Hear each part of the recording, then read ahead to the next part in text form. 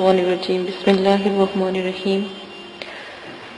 اللہ پاک قرآن عظیم میں سورہ بنی اسرائیل میں فرماتے ہیں، اور ہم نے رات اور دن کو نشانی بنایا، تو رات کی نشانی مٹی ہوئی یعنی تاریخی رکھی، اور دن کی نشانی دکھانے والی روشن کہ اپنے رب کا فضل اور رزق تلاش کرو، یعنی دن کو اللہ پاک نے انسان کے رزق کو تلاش کرنا مطلب کہ بنایا۔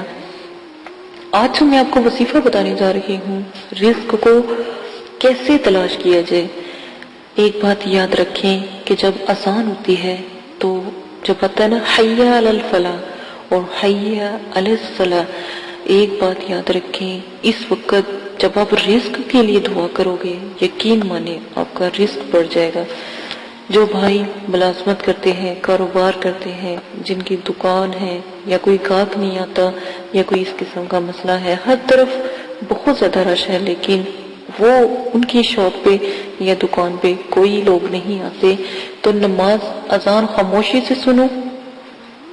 اللہ تعالیٰ نے فرمایا کہ جو لوگ اذان کے وقت چپ نہیں رہتے، خاموش نہیں رہتے، ان کے قیامت کے وقت یعنی مرتے وقت کلمہ کبھی نصیب نہ ہوگا، اور جب وہ قیامت کے دن اٹھائے جائیں گے تب بھی کلمہ نصیب نہیں ہوگا۔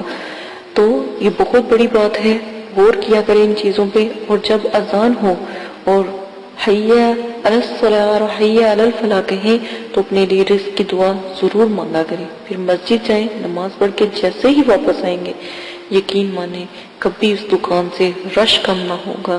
گھر والی عورتیں جب رزق جیسی اذان ہوتی ہے تو دعا مانگے رزق کے لیے اور پھر نماز پڑھے، یقین مانے کچھ دن کے عمل سے رزق بلندیوں کو چھونے لگے گا۔